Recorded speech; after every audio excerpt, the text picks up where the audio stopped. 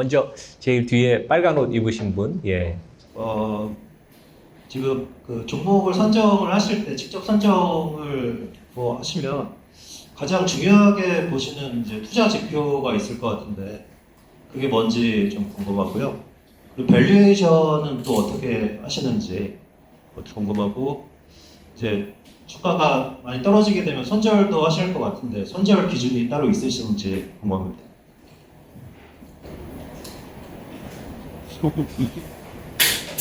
Thank you for the question.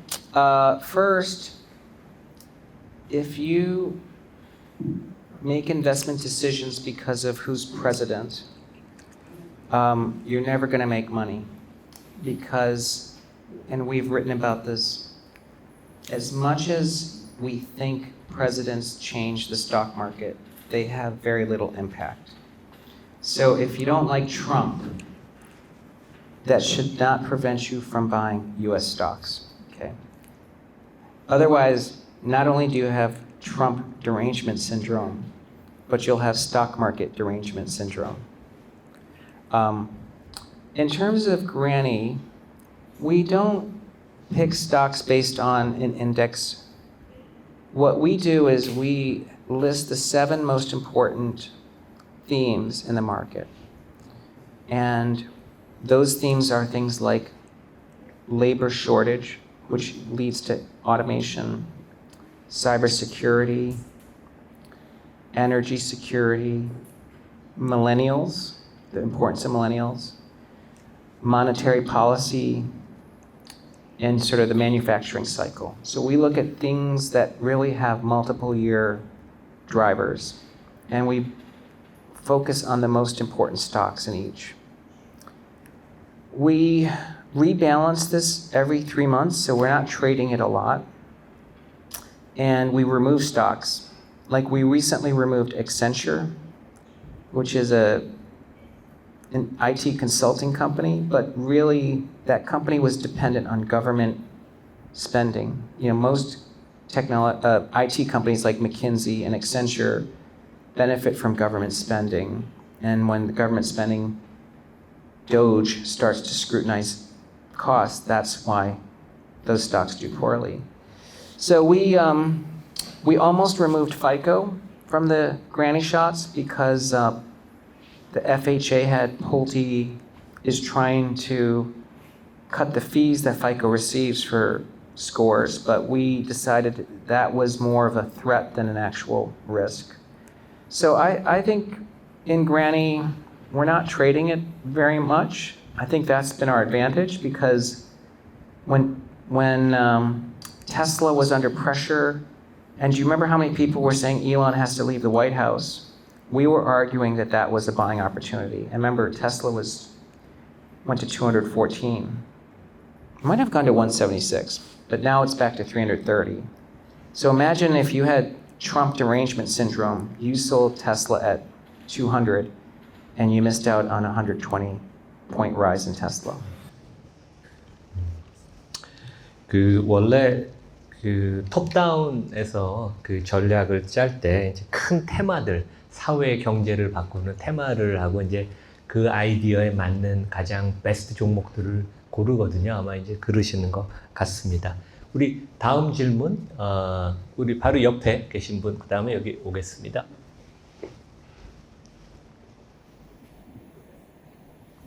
네, 어제 삼프로TV 영상에서 이제 삼리 대표님께서 6월 말부터 8월까지 약간의 조정이 있을 수 있다라고 이제 말씀을 하셨던 걸로 기억이 납니다. 일단 첫 번째로 해서 그 이유가 일단 먼저 궁금하고요. 네, 그리고 두 번째로 이제 제 개인적으로는 이제 미국 정부의 부채 한도 협상에 따른 이제 채권 발행으로 유동성이 축소가 되고 그로 인해서 이제 또 주식이 조정받을 수도 있다라고 생각을 하고 있는데 그런 부분도 이제 말씀하신 이유에 속하는지 그런 부분도 좀 궁금합니다. Thank you for the question. Yes, yesterday on 3ProTV, I was explaining that it wouldn't surprise me if the stock market needed to consolidate. A consolidation means that it's not obvious that we go straight up. Number one, we just gained 25% in 8 weeks. So we can't continue to go up at that rate. The second is that the US is considering intervening in the Israel-Iran war. And we know that there's this view about wars, which is you, quote, sell the invasion, okay? So meaning markets get nervous as war talk rises, but you buy the invasion. So like when the US makes the decision to intervene, now that could be dropping bombs or supporting, but entering the actual conflict, that's when stocks will actually likely rise because investors have been worried about it. So we consolidate into that event. And the third, of course, is that Fed Chair Powell just told everybody inflation's going to rise this summer. So anybody who's been sitting on cash is going to say, I can't buy stocks until after the summer because the Fed told me there's inflation. So investors are going to wait. So those are the reasons why I think the market consolidates. But that shouldn't prevent you from buying stocks because let's say that you believe that at the start of this week. Well, Palantir, Tesla, Circle all did really well. I mean, Circle started the week at, I think it started the week at like 130 and it's 240. So plenty of stocks can still go up. 그 최근 미국 시장 보면 생각보다 강하고 참 유동성이 많다는 그런 생각이 듭니다. 우리 다음 질문 여기 앞에 좀 해주시죠.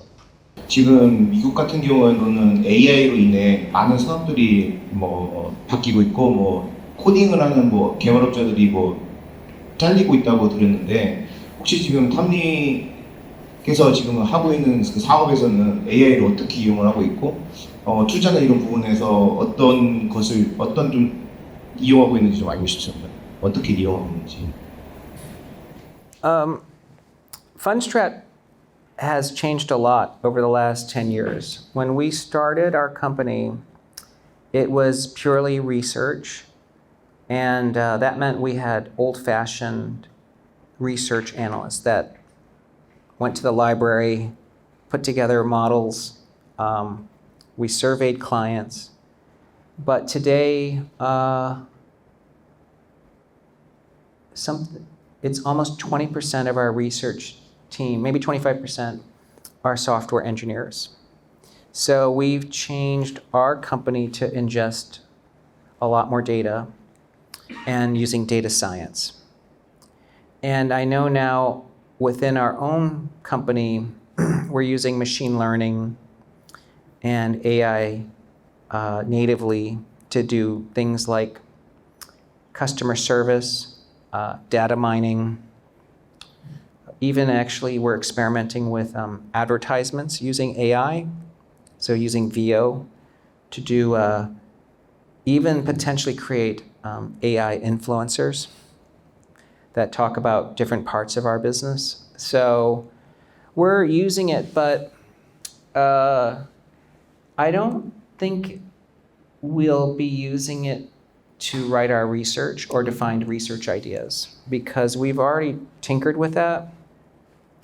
And what we find that it does is it copies what everybody else does. So it's not original. So if you have a function that you're trying to be unique and original that creates value, it's probably not an AI product. But if you're trying to replace something that's really repetitive and you want someone to do it better without being tired of doing it, then that's where our AI actually is really useful. 그 펀드스트랫이 원래 그 독립 리서치 회사로 시작을 했는데 지금 우리 텀리 대표 말씀 들어보니까 AI, 머신 러닝 이러한 하여간 IT 기술을 활용해서 점점 혁신적인 그런 금융회사로 발전하는 것 같습니다. 안녕하세요, 김프로입니다. 작년부터 국내 투자자들의 미국 주식 보유액이 사상 최대치를 기록하고 있다는 소식 여러분 들으셨죠? 저도 3프로 방송을 통해 글로벌 투자에 대한 관심과 열기가 정말 뜨겁다는 걸 매일 느끼고 있습니다. 하지만 지금 제가 서 있는 이곳 월스트리트와 개인 투자자 사이에는 여전히 쉽게 메워지지 않는 간극이 존재합니다. 14시간이라는 시차, 물리적인 거리, 그리고 뉴스나 해설을 기다려야만 하는 현실. 저희는 잘 알고 있습니다. 그 간극이 여러분들의 투자 결정에 얼마나 큰 영향을 미치는지. 그래서 3프로는 서울 여의도와 뉴욕 월스트리트를 오가며 이 간극을 직접 잇는 새로운 길을 만들었습니다. 바로 GRN, 글로벌 인베스터스 네트워크입니다. 이제는 뉴스나 해설을 기다리지 않으셔도 됩니다. 월가의 목소리를 지연 없이 원본 그대로 고품질 한국어 더빙으로 눈으로 보기 어려운 순간엔 귀로 시간이 없다면 5분 요약 텍스트로 GRN은 월가의 현직 리서치들과 직접 협력합니다. JP 모간 수석 전략가 출신 톰 리, 모간 스탠리 기술 전략가 출신 마크 뉴턴 등 월가 최고의 투자 전문가들이 매일매일 리얼타임으로 핵심 인사이트를 전달합니다. 또한 월간으로는 월 2회 인터뷰 시리즈와 스페셜 대담 컨텐츠를 통해 글로벌 투자 리더들의 투자 전략을 독점 제공합니다. 남들이 뉴스를 기다릴 때 당신은 이미 움직이고 있을 겁니다. GRN, 월가와 당신 사이 오직 이것 하나면 충분합니다. 자세한 내용은 영상 아래 링크 또는 3프로 앱에서 확인해 보세요. 다음 질문 있으실까요? 앞에 해주시죠.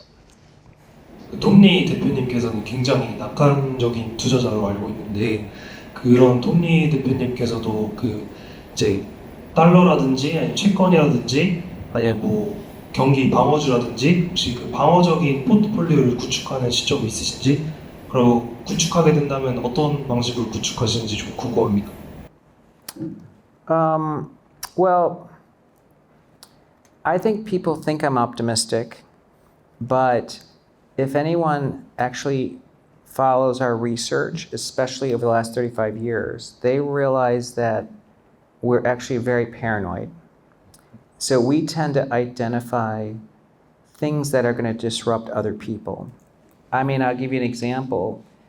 Tesla is a stock we liked because we thought it was going to be very bad for the auto industry, right? So there's winners and losers. NVIDIA has actually made Intel obsolete. So what really is our strength as a company is that it's not that we're optimistic. We've been on the right side of disruption. I mean, you know what I mean? Like, if someone was advocating for Intel, they're not only are they wrong, but they probably would be angry this whole time and bearish because Intel's been a bad stock. But we didn't waste our time telling people to buy Intel. I think Bitcoin is a huge hedge because, and again, we have advocated for Bitcoin because it is a bet against fiat currencies. So we've been bearish on fiat because everything denominated in Bitcoin has gone down in value. You know, so I think people confuse the fact that we're optimistic. The reality is we've been on the right side of history. 네, 저기 미국에서 오신 분. Data-driven, I would say, optimism is just denied in the tech companies, including Tesla. And my husband is a big fan of Tesla and a big fan of you too. But I tend to play sort of cautious realist in the room, and I believe in the company's long-term vision, but I can't help wondering that what kind of systemic or unexpected headwinds that those tech companies, including Tesla, would see within the next 5 years or so. And I believe they're going to overcome that. But while we the risks that you foresee, and while we their strategies to overcome that risk or kind of situation. Thank you. Yes, and your question's on Tesla specifically, right? Yeah, I mostly invest in Tesla, but including all the industry, like the big tech industry in general. If you could see those some risk that are foreseeable risk. Well, so the biggest risk to Tesla, like if you would, let's say that you own Tesla and you've made a lot of money in it. The biggest risk to you is if there's another Tesla coming, right? And so what is Tesla today? One, they have fanatical customer loyalty. I mean, fanatical, because does anybody here drive a Tesla? Okay. I'd say people who own a Tesla tell you it is not even like owning a car. It's like owning a smart assistant. It's that good. And we know Tesla is already making a push into robots and integrating AI. I mean, pretty much no American company is even doing this. Like Apple can't do it because Apple doesn't make a car. Apple just makes a smartphone or a watch and headphones. The risk to Tesla is if Chinese cars in America match the reputation Tesla has. I think Chinese electric cars, some of them are better than a Tesla. But I don't think they deliver the Tesla experience for people. So it's like chocolate. Like Hershey's is Hershey's, okay? And then someone makes like a Mars chocolate bar, and it might be technically better, but it doesn't mean they're gonna take over Hershey. I mean, Hershey is not even compared to Tesla, but I'm just giving it as an example. So I think you should only worry about Tesla if there's another Tesla coming. I don't think you should worry about Tesla just because they'll sell BYD cars in America. Even if it's cheaper, it doesn't change people's attachment to Tesla. And that's the same thing with NVIDIA. You should sell NVIDIA if there's another NVIDIA coming. But how is someone going to replace NVIDIA? They're in all the data centers. They have CUDA. They have Jensen Huang. The smartest people, when they graduate college, they don't apply for a job at AMD. They want to get a job at NVIDIA. Until that changes, no one can touch them. So that's the way to think of it. Like, who is a threat to NVIDIA is another NVIDIA. And if there's no other NVIDIA, then you stick with NVIDIA. I think Tom's comment was really about the framework to think about the company, industry, and stock ideas. 다른 질문 더 계실까요? 네, 여기 검은 옷 입으신 분.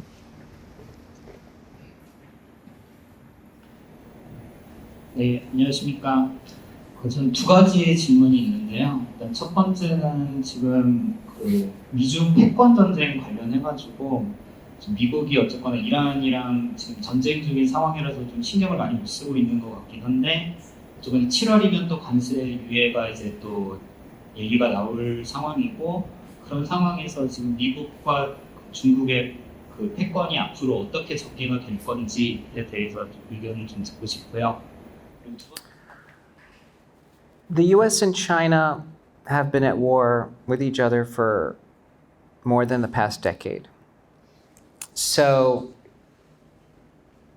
nothing this year is really that different than the battles that have been underway for the last 20 years. Both countries are competing to be the dominant economic and military power, right? I mean, it's just, so it used to be Russia and the US, and Russia collapsed, so now it's China and the US. And they play by different rules, and they're trying to hurt each other by restricting imports and exports. China's ahead in AI. You can't really change that by restricting NVIDIA chips.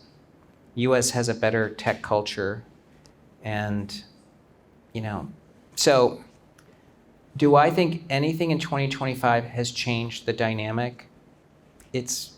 I think that's what the media and all these experts want you to believe, that somehow the tariff negotiations are going to change everything forever. Does that even make sense?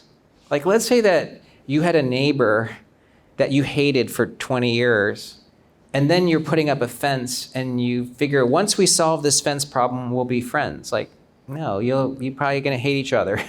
Nothing's going to change, and it never changed. I don't think we should put that much weight on the tariffs because I don't think it changes anything because everyone's going to either cheat or find it, or it's not going to last. So I know that it dominates headlines and people have told you it matters a lot. But personally ask yourself, did you make a better investment decision this year because you made a trade based on the tariff war, right? It probably made you make a bad decision. Chinese stocks did fine anyways, because of the tariff war. 저 여성분 질문해 주시죠, 뭐.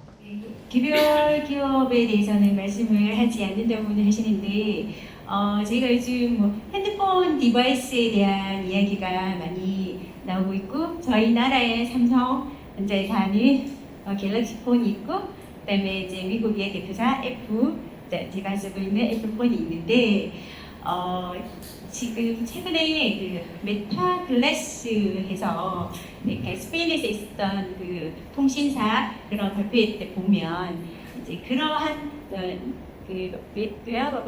웨어러블 글래스가 나오면서 우리가 가지고 있는 들고 다니는 핸드폰이 너무 크다 이런 시각도 많이 나오고 핸드폰에 이런 디바이스가 없어지지는 않을까 하는 그런 여러 가지 생각들이 있는데요. 방금 말씀하셨듯이 애플도 뭐 해자가 있는 진입 장벽이 있는 회사였었는데 지금 이제 AI로 조금 뒤지는 바람에 애플이 위기가 뭐 노키아처럼 또 없어질 때 위기가 생기지 않을까 이런 우려시 되는 이야기들이 있는데 그 점에 대해서 대표님께서는 어떻게 생각하시는지 말씀해 주시고요.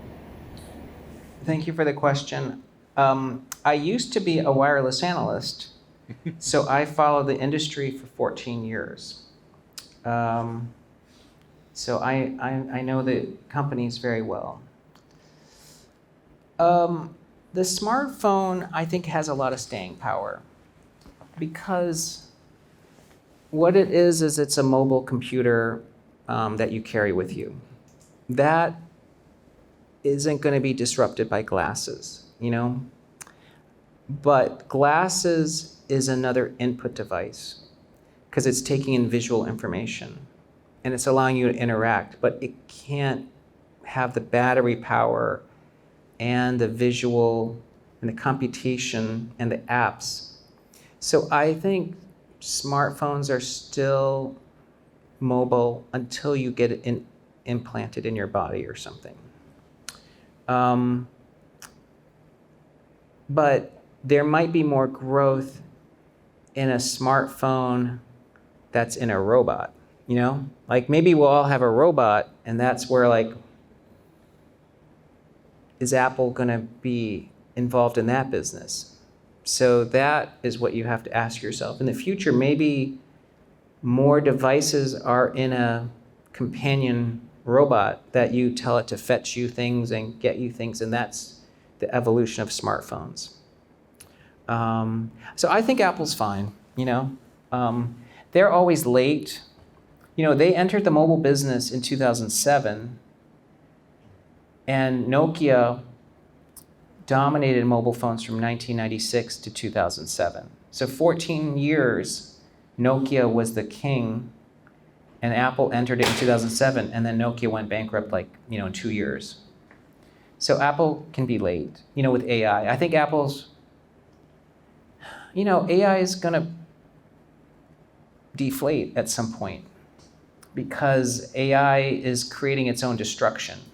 It's quickly becoming a commodity.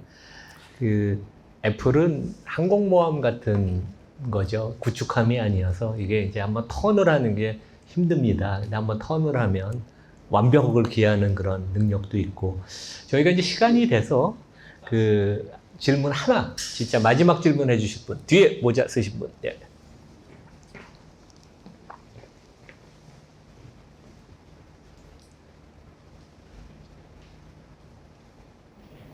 I'd like to hear your opinion on the healthcare sector.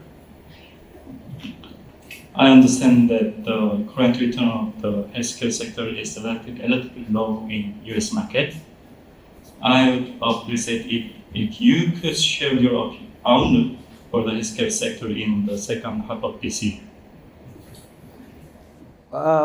We have been neutral on healthcare for several years, and in 2025, our view is healthcare is a sector where the PE multiple will probably go down for two reasons. One is, of course, RFK is head of HHS, and he is a notorious anti-healthcare industry person. You mean the Kennedy, the minister, right? Yeah. Yes, he's a cabinet, basically the head of US government healthcare. And because of Doge, government cuts are really targeting some of the excess in healthcare spending. So I think it's a headwind that makes it difficult to own those stocks. And maybe 2026 could be different, but between now and end of the year, I'm not that optimistic. 네, 명확한 답변을 해주셨고요. 저도 6개월 만에 우리 텀리 대표를 뵀지만 진짜 이 지식의 셈이 무궁무진 나오는 것 같고, 저희가 질문을 드리면 오늘 밤새도록 토론을 해도 될 것 같은데 오늘 밤 비행기 타고 뉴욕으로 돌아가신다니까 하여간 여러분 너무 좋은 질문들 많이 해주셨고요. 또 이렇게 직접 우리 아주 그냥 지척에서 우리 텀리 대표를 뵐 수 있어서 상당히 유익했던 것 같습니다. 그래서 오늘 여기 텀리 펀드스트랫 대표님 모시고 하는 행사를 여기서 마치겠습니다. 네, 감사합니다.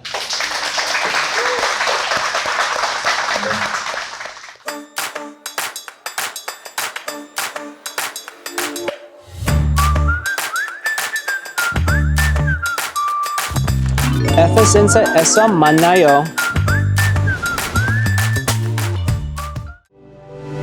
안녕하세요, 김프로입니다. 작년부터 국내 투자자들의 미국 주식 보유액이 사상 최대치를 기록하고 있다는 소식 여러분 들으셨죠?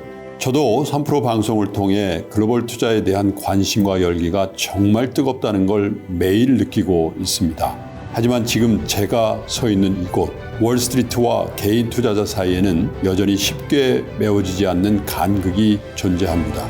14시간이라는 시차, 물리적인 거리, 그리고 뉴스나 해설을 기다려야만 하는 현실, 저희는 잘 알고 있습니다. 그 간극이 여러분들의 투자 결정에 얼마나 큰 영향을 미치는지. 그래서 삼프로는 서울 여의도와 뉴욕 월스트리트를 오가며 이 간극을 직접 잇는 새로운 길을 만들었습니다. 바로 GRN, 글로벌 인베스터스 네트워크입니다. 이제는 뉴스나 해설을 기다리지 않으셔도 됩니다. 월가의 목소리를 지연 없이 원본 그대로 고품질 한국어 더빙으로, 눈으로 보기 어려운 순간엔 귀로, 시간이 없다면 5분 요약 텍스트로, GRN은 월가의 현직 리서치들과 직접 협력합니다. JP 모간 수석 전략가 출신 톰 리, 모간 스탠리 기술 전략가 출신 마크 뉴턴 등 월가 최고의 투자 전문가들이 매일매일 리얼타임으로 핵심 인사이트를 전달합니다. 또한 월간으로는 월 2회 인터뷰 시리즈와 스페셜 대담 컨텐츠를 통해 글로벌 투자 리더들의 투자 전략을 독점 제공합니다. 남들이 뉴스를 기다릴 때 당신은 이미 움직이고 있을 겁니다. GRN, 월가와 당신 사이 오직 이것 하나면 충분합니다. 자세한 내용은 영상 아래 링크 또는 삼프로 앱에서 확인해 보세요.